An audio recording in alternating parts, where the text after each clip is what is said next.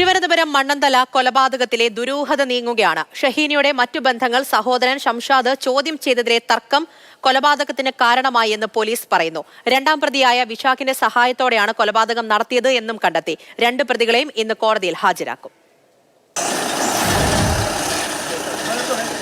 ഇന്നലെ രാത്രി സഹോദരി ഷഹീനയെ മർദ്ദിച്ചെന്ന് പോലീസിനോട് പറയുമ്പോൾ പ്രതി ഷംഷാദിന് യാതൊരു കുറ്റബോധവും ഉണ്ടായിരുന്നില്ല. ചോരയിൽ കുളിച്ചു കിടക്കുന്ന മകളെ രക്ഷിക്കാൻ ശ്രമിച്ച മാതാപിതാക്കളെ തടഞ്ഞതും ഷംഷാദാണ്. ചോദ്യം ചെയ്യലിനൊടുവിൽ സഹോദരിയുടെ സൗഹൃദ ബന്ധങ്ങൾ തന്നെ അസ്വസ്ഥപ്പെടുത്തിയിരുന്നെന്ന് പ്രതി പോലീസിനോട് പറഞ്ഞു. മറ്റ് സുഹൃത്തുക്കളെ നിരന്തരം വീഡിയോ കോൾ ചെയ്തിരുന്ന ഷഹീന തന്റെ ദാമ്പത്യ ജീവിതം സ്വയം നശിപ്പിച്ചതാണെന്നും ഷംഷാദ് വിശ്വസിച്ചു.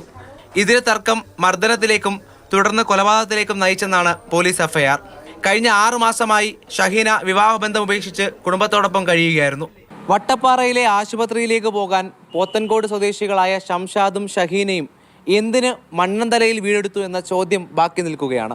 രണ്ടാം പ്രതി ചെമ്പഴന്തി സ്വദേശി വിശാഖിന്റെ അറിവോടെ കൊലപാതകം നടന്നെന്നാണ് പോലീസിന്റെ കണ്ടെത്തൽ. പ്രതികളെ ഇന്ന് കോടതിയിൽ ഹാജരാക്കും. കൊലപാതകം നടന്ന മണ്ണന്തലയിലെ അപ്പാർട്ട്മെന്റിൽ ഡോഗ് സ്ക്വാഡും ഫോറൻസിക് സംഘവും പരിശോധന നടത്തി. കൊലപാതകം ആസൂത്രിതമാണോ അതോ മദ്യലഹരിയിലുണ്ടായ കയ്യബദ്ധമോ? കേസിൽ നിർണായകമാകുന്നത് മാതാപിതാക്കളുടെ മൊഴിയാകും. രാഹുൽ ജി നാഥ്, മാതൃഭൂമി ന്യൂസ്, തിരുവനന്തപുരം.